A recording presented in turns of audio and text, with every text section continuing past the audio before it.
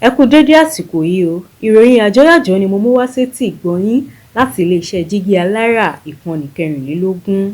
Iléeṣẹ́ ọlọ́pàá ìpínlẹ̀ Ondo ti bẹ̀rẹ̀ ìwádìí lórí bí akẹ́kọ̀ọ́ Agogo Anglican Grammar School Community Sandra ṣe gún akẹgbẹ́ rẹ̀ Habib Salau pa lásìkò ìjà tó wáyé lẹ́ẹ̀rín wọn. Ìròyìn fi yé wa pé àríyànjiyàn wáyé láàrin àwọn akẹ́kọ̀ọ́ méjèèjì ní kété tí wọ́n kúrò ní ilé ẹ̀kọ́ nílùú Àrígìdì Àkókó ní Ọjọ́rú ọjọ́ 9 oṣù kẹwàá.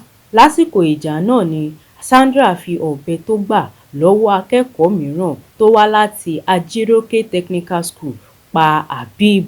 Iléeṣẹ́ ọlọ́pàá ti ṣèlérí pé wọn yóò rí dájú pé wọ́n ṣe ìwádìí tó péye láti mọ ohun kan tó fa ìṣẹ̀lẹ̀ náà. Alukoro iléeṣẹ́ ọlọ́pàá ìpínlẹ̀ Ondo Funmilayo Odunlami Omisanya sọ fún àwọn oníròyìn pé wọ́n ti gbé ẹjọ́ náà lọ ẹ̀ka tó ń ṣe ìwádìí ìwà ọ̀daràn fún ìwádìí ìṣẹ̀lẹ̀ náà. Odunlami Omisanya sọ pé Kọmíṣánná Àbáyọ̀mí Ọládipúpọ̀ ṣèlérí pé wọn kò ní fi igbá kan bọ̀kan nínú lórí ìṣẹ̀lẹ̀ náà. A rí dájú pé a ṣiṣẹ́ wa bí iṣẹ́ láti mọ ohun tó rọ̀ mọ́ ikú Habib. Bí ìbẹ̀rùbojo ṣe súyọ láàrin àwọn òbí lórí ìṣẹ̀lẹ̀ náà, bẹ́ẹ̀ náà ni àwọn adarí ilé ẹ̀kọ́ ń wá ojútùú sọ́nà tí wọn yóò gbà dáàbò bo àwọn akẹ́kọ̀ọ́ kí irúfẹ́ ìṣẹ̀lẹ̀ yìí má bàa padà wáyé. Wọ́n ti gbé òkú Habib lọ sí mọ́ṣúárì tó wà ní ilé ìwòsàn ìjọba nílùú Ìkàrẹ́ Àkókó. Àníri jù báyìí lọ lórí ìròyìn Yajoyajo.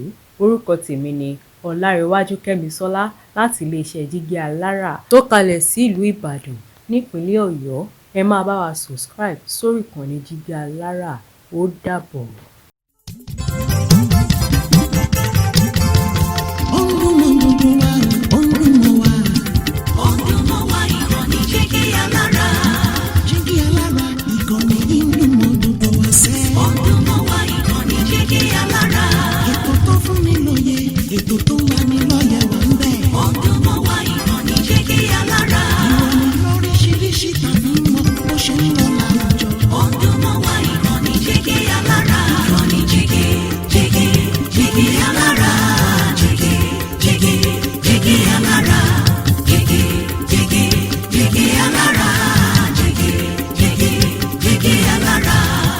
Ìkànnì jígí alára 24, bàbá gbogbo.